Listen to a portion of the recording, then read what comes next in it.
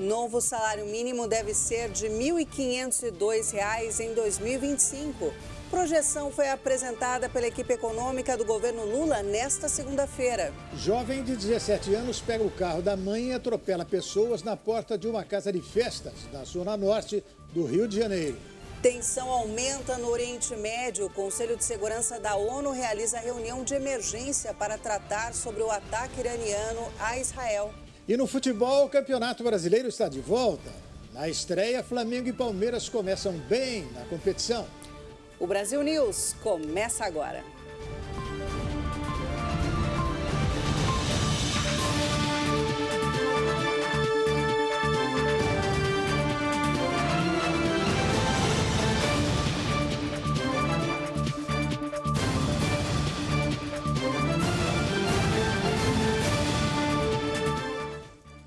Nesta semana, o Senado irá votar a proposta de emenda à Constituição que torna crime o porte e a posse de drogas, independentemente da quantidade. A medida ainda prevê incluir na Constituição a distinção entre traficante e usuário. O Senado Federal votará na próxima terça-feira a proposta de emenda à Constituição que torna crime o porte e a posse de drogas, independentemente da quantidade. O texto também prevê inserir na Constituição que deverá haver distinção entre traficante e usuário, com penas alternativas à prisão para quem consome a substância ilícita. Na prática, a proposta repete o conteúdo já existente na Lei de Drogas, em vigor desde 2006. De autoria do presidente da Casa, senador Rodrigo Pacheco, a proposta é uma reação de parlamentares ao avanço do Supremo Tribunal Federal num julgamento que pode descriminalizar o porte de maconha em pequena quantidade para uso pessoal. A discussão na Corte, interrompida em março, envolve justamente a Lei de Drogas e já tem 5 votos favoráveis à descriminalização. No entanto, há divergências entre os ministros a respeito de critérios objetivos para classificar a droga como uso pessoal e a aplicação de consequências jurídicas para a prática. O presidente Luiz Inácio Lula da Silva pretende aumentar o salário mínimo em 2025. A projeção foi apresentada pela equipe econômica do governo nesta segunda-feira. O projeto da Lei de Diretrizes Orçamentárias, que foi enviado ao Congresso Nacional nesta segunda-feira, prevê um salário mínimo de R$ 1.502, com alta de 6,37% sobre os R$ 1.412 atuais. O valor sugerido pelo governo Lula é baseado na fórmula de ajuste da política de valorização, que considera a inflação dos 12 meses anteriores até novembro do ano passado e a variação do Produto Interno Bruto de 2 anos antes. O crescimento foi de 2,9% em 2023. O projeto será detalhado no Congresso Nacional por secretários do Ministério do Planejamento e Orçamento e do Ministério da Fazenda. O PLDO também vai indicar as metas fiscais para o período de 2025 a 2028. Mesmo com essa estimativa de aumento, o valor do salário mínimo ainda pode ser alterado e vai depender se a inflação for maior ou menor que o previsto até o fim do ano. O projeto também trará meta de déficit zero para 2025 e não mais de superávit como previsto até o ano passado. O Sindicato Nacional dos Docentes das Instituições de Ensino Superior iniciou uma greve nacional nas instituições federais. Entre as reivindicações estão reajuste salarial e a reestruturação de carreira. Na manhã desta segunda-feira, teve início a greve nacional nas universidades, institutos e Centro Federal de Educação Tecnológica Federais. O comunicado foi feito pelo SANDES, Sindicato Nacional dos Docentes das Instituições de Ensino Superior. A categoria reivindica reajuste salarial para servidores, reestruturação do plano de carreira e maior investimento na estrutura de equipamentos de educação. De acordo com o sindicato, é necessário recuperar as instituições federais diante da corrosão de investimentos no governo anterior de Jair Bolsonaro. O reajuste salarial reivindicado pela categoria é de 22%, a ser dividido em 3 parcelas iguais de 7,6%. A primeira ainda este ano e outras para 2025 e 2026. A decisão de greve foi aprovada com 22 votos favoráveis. A movimentação acontece após a afirmação do ministro da Fazenda, Fernando Haddad, de que não haverá reajuste salarial para a categoria neste ano. Em nota, o MEC afirmou estar buscando alternativas de valorização dos servidores da educação e que tem mantido diálogo aberto com a categoria. Com isso, os professores aderem ao movimento iniciado no dia 11 de março por servidores técnicos administrativos da educação, que conta com a participação de trabalhadores de 50 universidades e de 4 institutos. O Irã afirmou que o ataque contra Israel foi uma resposta e pediu que o país não reaja. Os líderes do G7 organizaram uma reunião virtual de emergência. O Irã pediu neste domingo que Israel não reaja ao ataque sem precedentes lançado durante a madrugada, que foi justificado como uma resposta ao bombardeio que destruiu o consulado de Teherã em Damasco. O presidente iraniano Ebrahim Raisi alertou que qualquer ação imprudente de Israel vai levar a uma resposta mais forte da República Islâmica. Notificamos a Casa Branca em uma mensagem nesta manhã que as nossas operações estão limitadas e são uma legítima defesa, além de uma punição ao regime israelense. A Guarda Revolucionária, o Exército Ideológico de Irã, disparou mais de 200 drones e mísseis contra alvos militares em território israelense na madrugada deste domingo. O Papa Francisco alertou para uma escalada no conflito na região. Sigo em orações e com preocupação, até tristeza. As notícias chegaram a nós nas últimas horas sobre a piora na situação em Israel devido à intervenção do Irã. Faço um sincero apelo para cessar qualquer ação que possa alimentar uma espiral de violência, com o risco de levar o Oriente Médio a uma guerra ainda maior. Nas últimas semanas, autoridades iranianas afirmaram a vontade de punir Israel depois da morte de 7 membros da Guarda Revolucionária na destruição do consulado do Irã na Síria, no começo do mês. Desde a Revolução de 1979, Israel tem sido inimigo jurado da República Islâmica, que defende a destruição do país em favor de um Estado palestino. Os líderes do G7, grupo formado por 7 das principais economias do mundo, organizou uma reunião virtual de emergência para tratar sobre o tema. O Conselho de Segurança da ONU realizou uma reunião de emergência para tratar sobre o ataque iraniano a Israel. O embaixador de Israel na ONU, Gilad Erdan, pediu neste domingo para o Conselho de Segurança impor todas as sanções possíveis ao Irã, depois do ataque sem precedentes com drones e mísseis lançados contra o território israelense. As afirmações foram dadas em uma reunião de emergência do Conselho de Segurança. Tirem um momento para pensar o que aconteceria se o Ayatollah Khamenei pudesse ter lançado uma bomba nuclear na noite passada. É esse o mundo que queremos viver? Para os signatários do acordo nuclear do Irã, eu digo, ativem o mecanismo de retorno hoje, ativem, imponham todas as sanções possíveis ao Irã antes que seja tarde demais. Embaixador de Israel na ONU, Antônio Guterres, secretário-geral das Nações Unidas, pediu máxima moderação e afirmou que o Oriente Médio está à beira do abismo. De acordo com o exército israelense, o Irã enviou 300 drones, mísseis balísticos e mísseis de cruzeiro durante a noite de sábado para domingo. Ataque que foi em grande parte frustrado pelos sistemas de defesa antiaérea. Bom, a tensão vem aumentando no Oriente Médio. O comentarista do Brasil News, Ney Gonçalves Dias, traz agora mais informações sobre as possíveis reações internacionais. Tudo depende da reação de Israel ao Irã. O que acontece é o seguinte: os Estados Unidos estão aconselhando insistentemente Israel para dar uma resposta limitada, é o que diz o presidente americano Biden.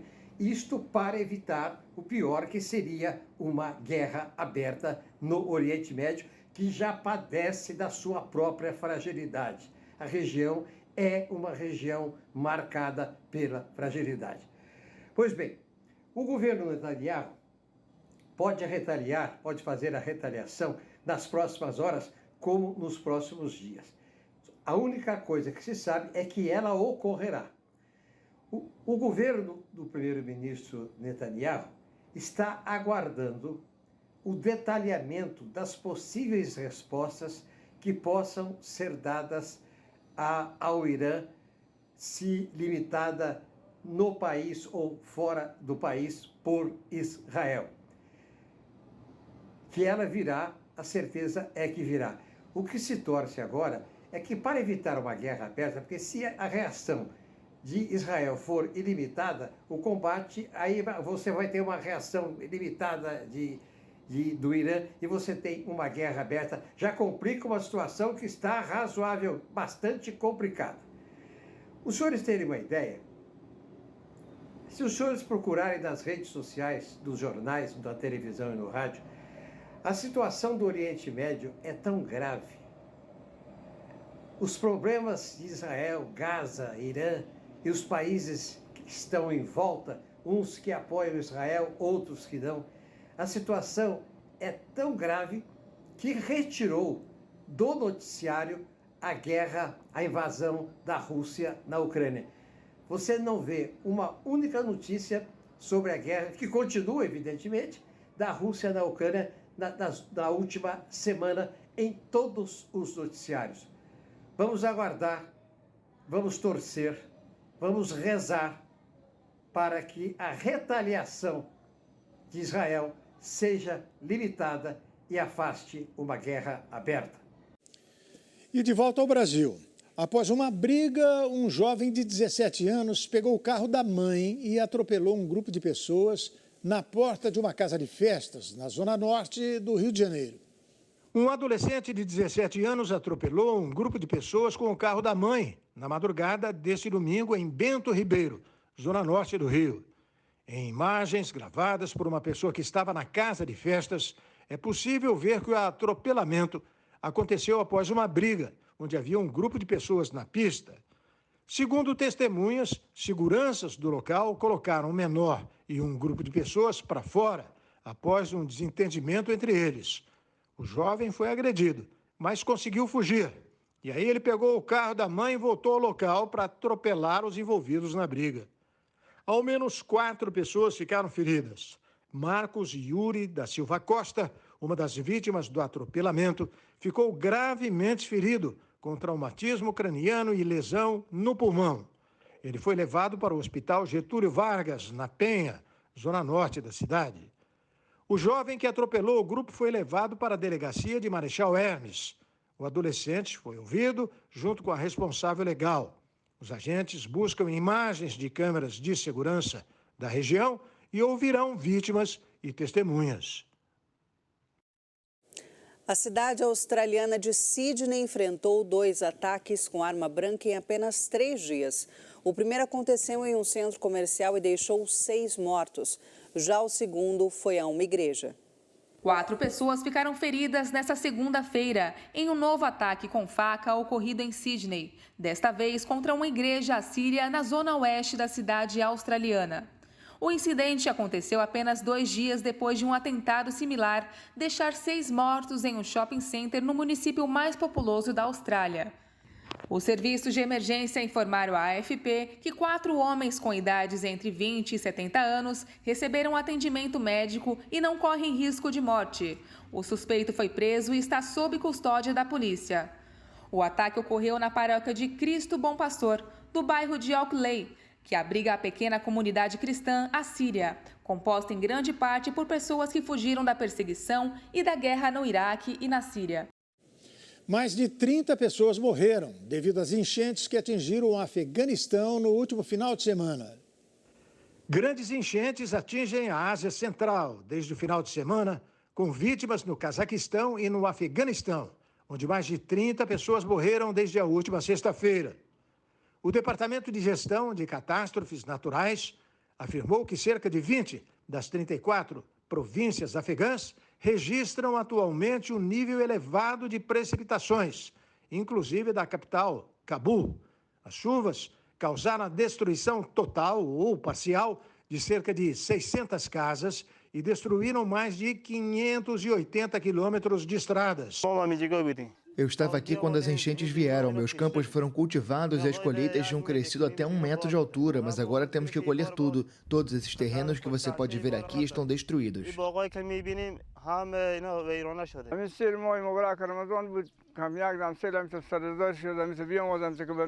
Uma semana atrás, as enchentes vieram e destruíram essas casas e mais de 60 hectares de terra. E de novo, desta vez, a enchente veio e destruiu tudo aqui. Estes campos foram plantados com vegetais, mas a enchente acabou com tudo.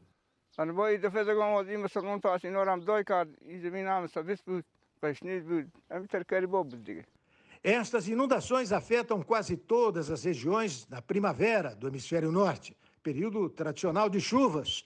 Cerca de 60 pessoas morreram depois das fortes chuvas que atingiram o país nas últimas 3 semanas de março.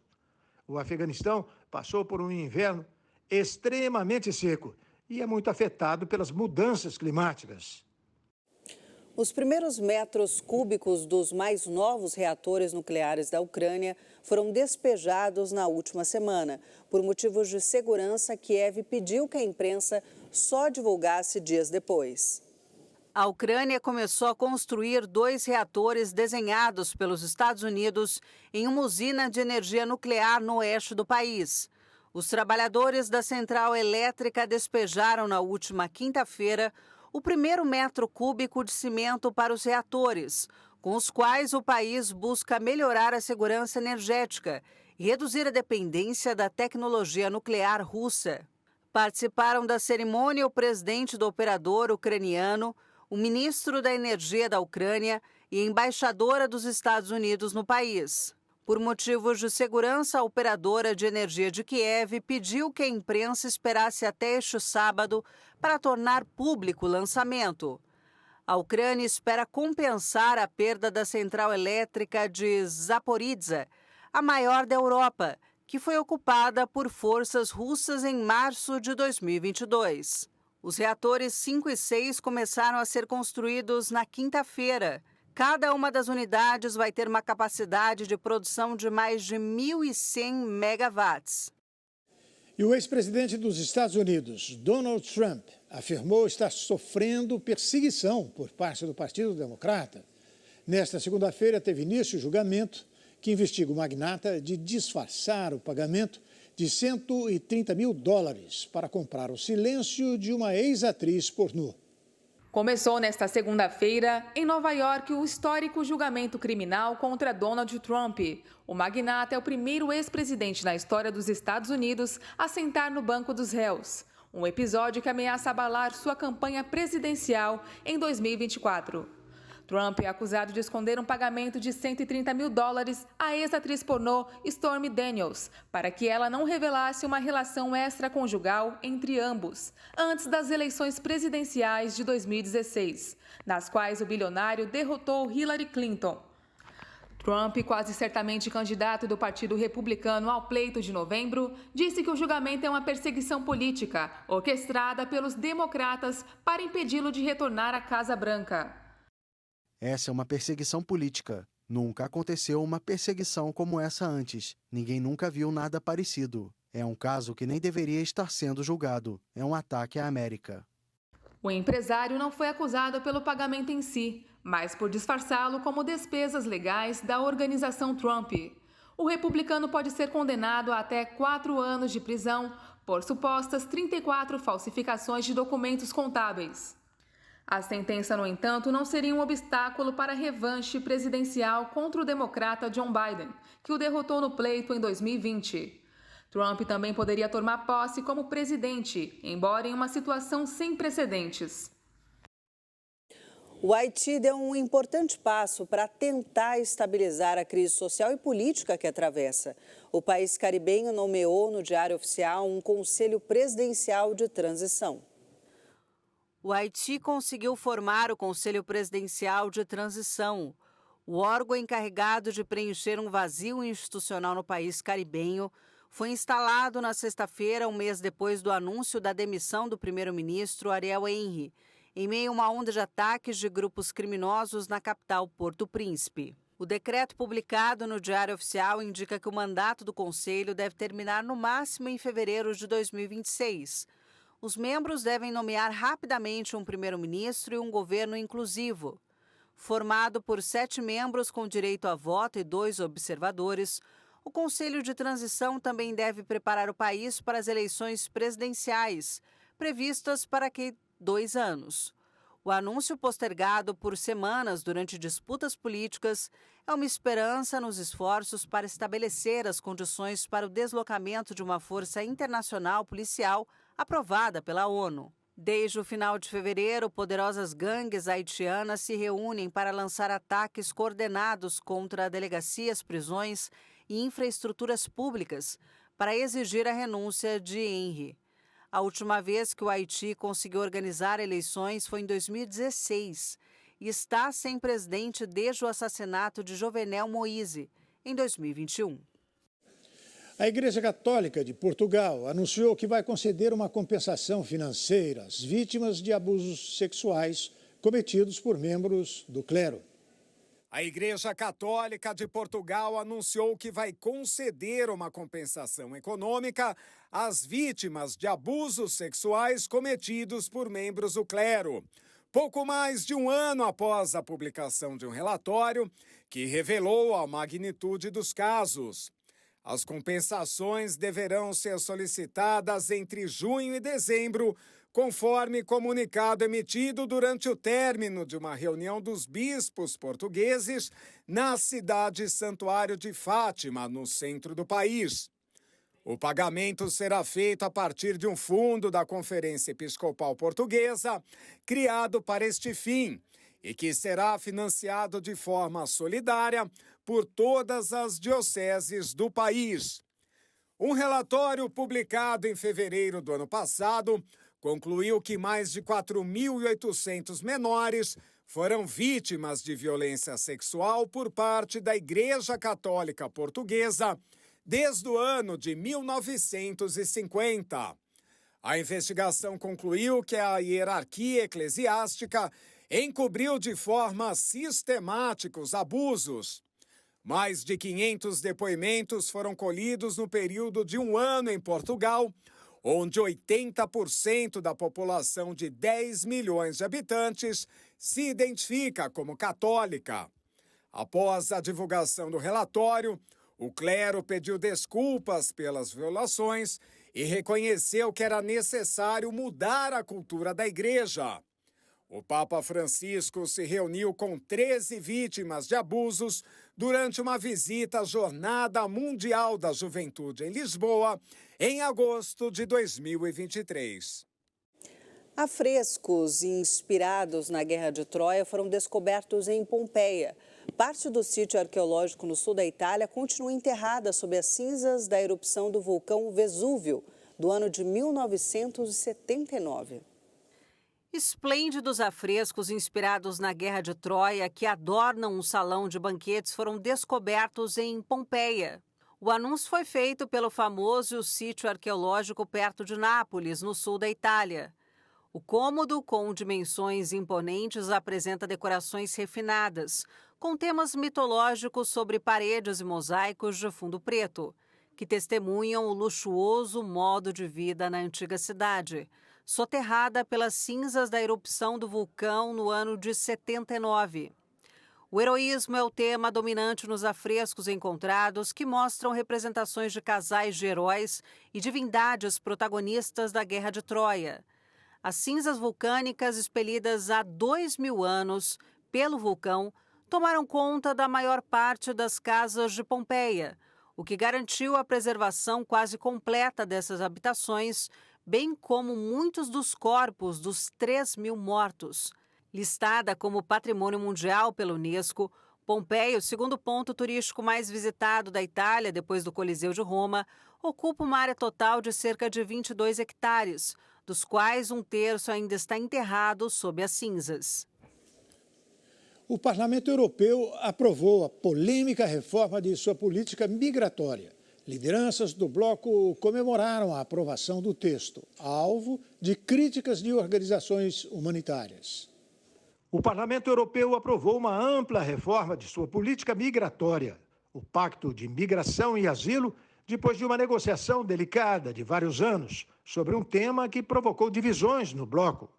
A polêmica reforma, que reforça controles fronteiriços e estabelece um sistema de solidariedade entre os países membros, recebeu o apoio dos 3 principais grupos do parlamento: socialistas e democratas, Partido Popular Europeu e Renovar Europa. A sessão de votação chegou a ser interrompida brevemente por um protesto de ativistas, que pedia aos gritos que os eurodeputados votassem contra o texto. Depois de muitos anos de trabalho, o Pacto de Migração e Asilo se tornou realidade. É uma grande conquista para a Europa, uma conquista construída graças ao entendimento de muitos. Nós prometemos um novo sistema que é justo com aqueles que precisam receber proteção e firme com aqueles que não. É um sistema forte contra os traficantes e contra as redes que exploram as pessoas mais vulneráveis. E hoje nós cumprimos essa promessa. A reforma estabelece um procedimento obrigatório para controlar os migrantes que chegam às fronteiras, onde devem ser registrados para determinar a medida que será aplicada. Aqueles que não forem aceitos serão retidos em centros especiais de acolhida, onde vão aguardar a deportação para seus países de origem. Também foi determinada a implementação de um sistema de solidariedade para ajudar os países que recebem um alto fluxo de imigrantes e solicitantes de asilo, tais como Itália, Grécia e Espanha. A reforma aprovada nesta quarta não será aplicada antes de 2026 e a Comissão Europeia deverá apresentar até o mês de junho um programa detalhado de seu funcionamento. Segundo a Agência de Asilo da União Europeia, os pedidos de proteção chegaram a 1.140.000 de pedidos, no caso, em 2023, nos países do bloco, além da Noruega e Suíça, nível mais alto desde 2016.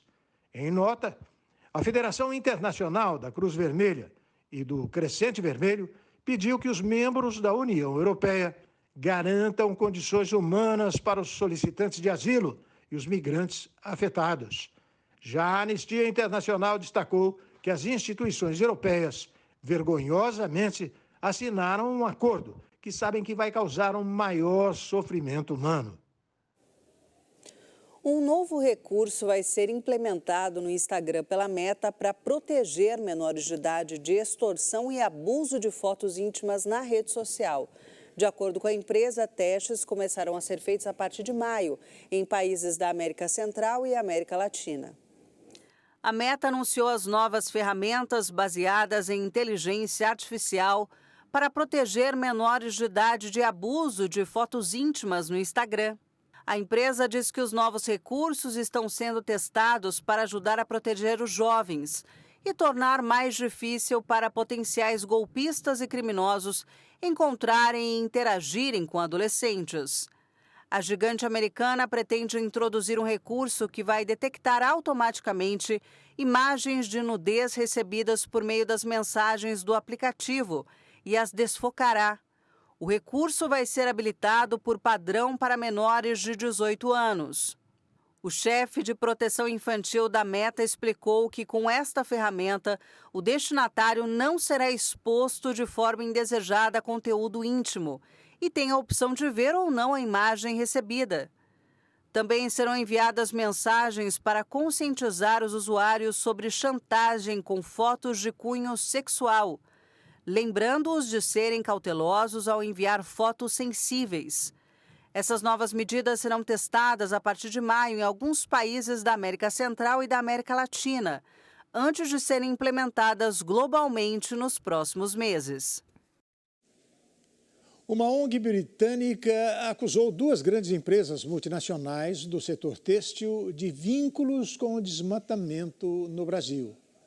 A ONG britânica Earthside acusou, num relatório, as empresas do setor têxtil H&M e Zara de vínculos com atividades de desmatamento ilegal em larga escala no Brasil, apropriação de terras, corrupção e violência nas plantações de algodão das empresas terceirizadas.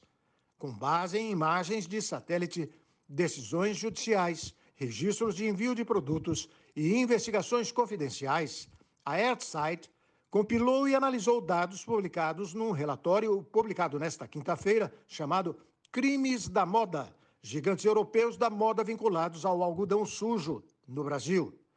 A ONG afirma que acompanhou a viagem de 816 mil toneladas de algodão procedentes de duas das maiores empresas agroindustriais do Brasil, a SLC Agrícola e o Grupo Horita, no oeste do estado da Bahia.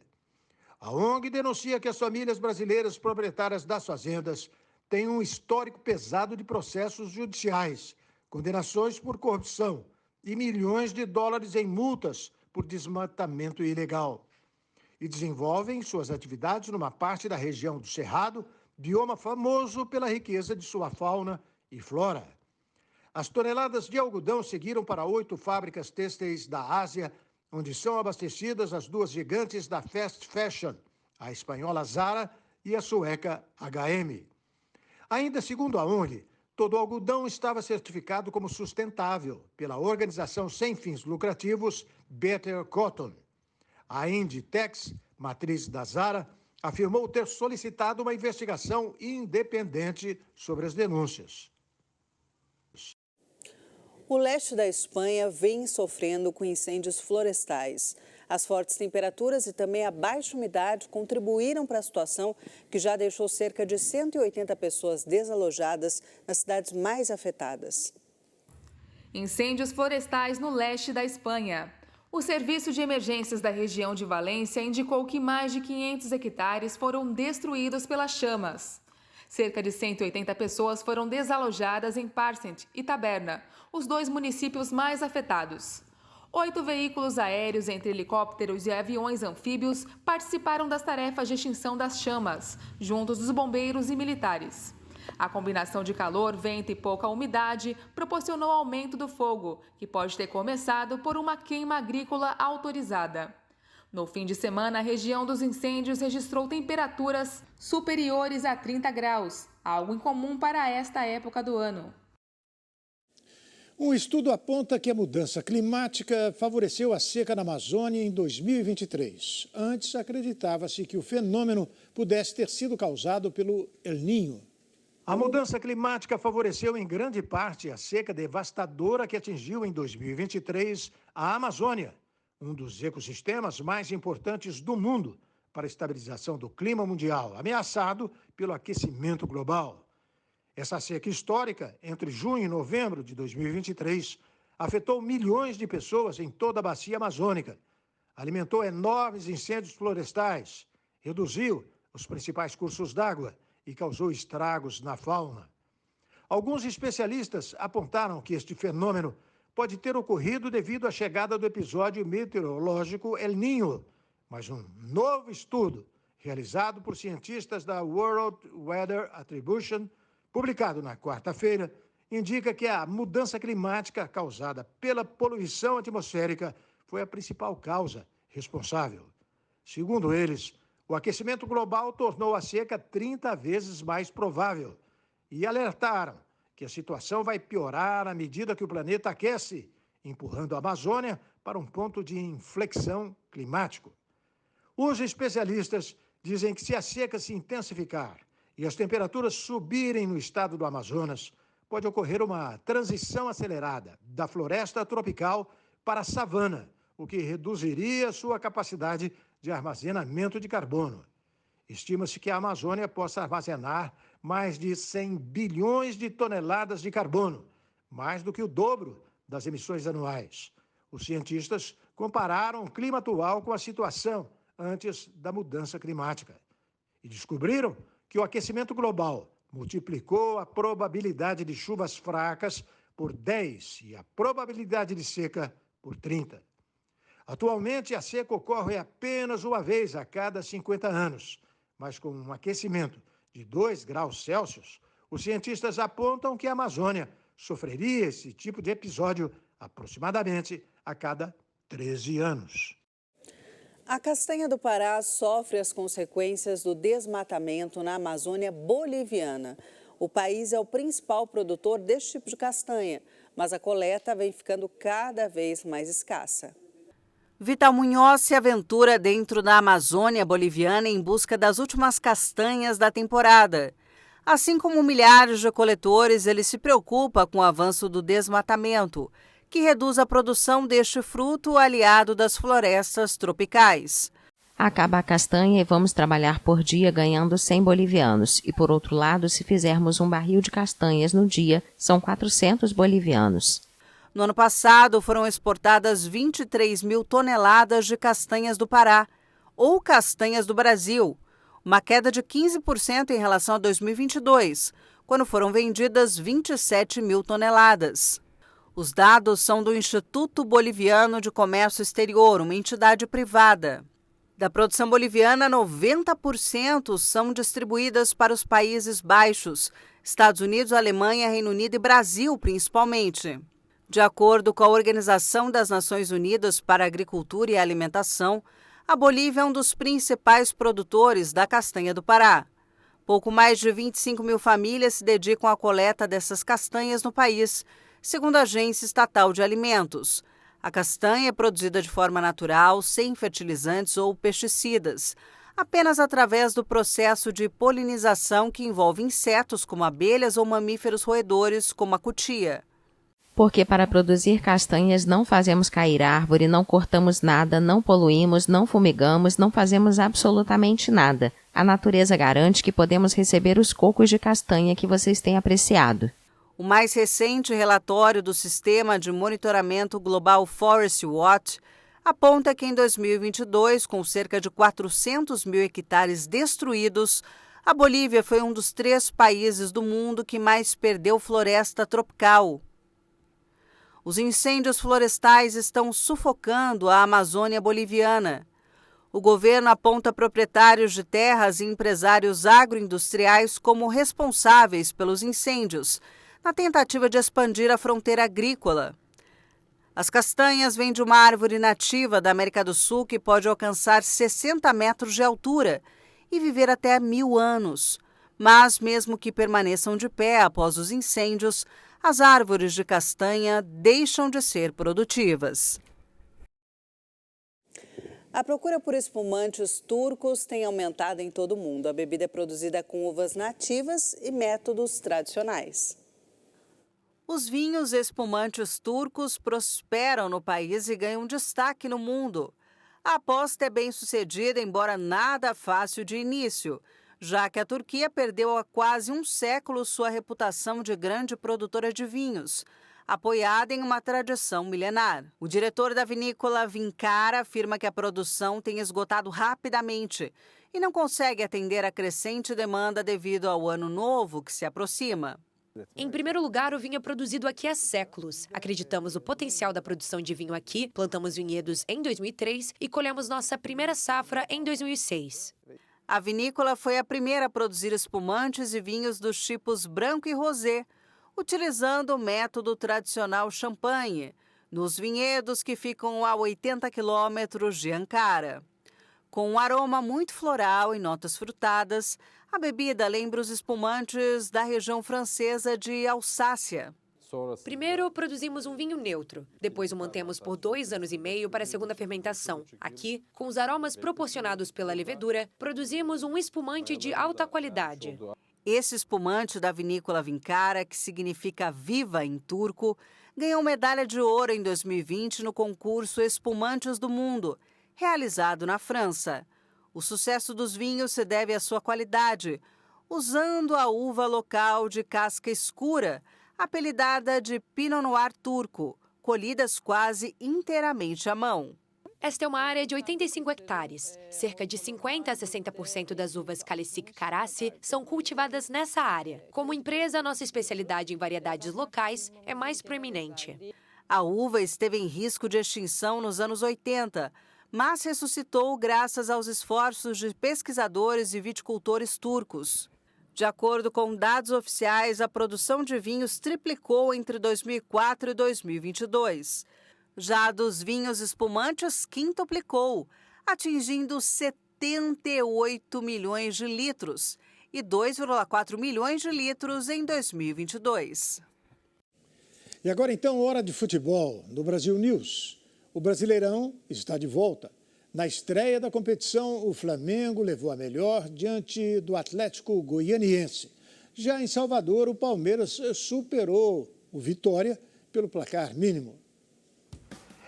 O Flamengo de Tite vai dar trabalho. Na estreia do Campeonato Brasileiro, o rubro-negro carioca superou o Atlético Goianiense pelo placar de 2-1. O primeiro tento do Mengão veio em bola parada. No fim da etapa inicial, o meio uruguaio De La Cruz fez um golaço de falta a la Zico, acertando o ângulo direito de Ronaldo. No segundo tempo, o time da casa ainda conseguiu empatar. Aos 17 minutos, Luiz Fernando empatou de cabeça após receber belo cruzamento. Mas o Mengão queria a vitória. No fim do jogo, Bruno Henrique foi derrubado na área e o árbitro contou com a ajuda do VAR para assinalar a penalidade. Na cobrança, Pedro bateu e converteu, garantindo os 3 pontos para o Malvadão. Final, Atlético Goianiense 1, Flamengo 2. Já em Salvador, o Palmeiras venceu mais uma. A equipe de Abel Ferreira triunfou diante do Vitória por 1-0. O único gol do jogo foi marcado pelo colombiano Richard Rios. Aos 20 minutos, Rony recebeu de Hendrick e só ajeitou para o camisa 27 chegar batendo, decidindo o duelo do Barradão. E ficou nisso. Vitória 0, Palmeiras 1. E tem mais futebol. O Bayer Leverkusen goleou mais um adversário e conquistou o inédito título do campeonato alemão. Nas ruas da cidade, torcedores celebraram e se emocionaram. E domingo histórico que a gente teve em Leverkusen, na Alemanha. O Bayer, de Xabi Alonso, conquistou matematicamente o primeiro título de campeão alemão da história do clube, ao vencer o Werder Bremen por 5-0. Sem perder uma única partida nesta temporada, em nenhuma das competições que disputa, o time, treinado pelo ainda jovem técnico espanhol, entrou em campo precisando apenas de uma vitória simples para garantir o título.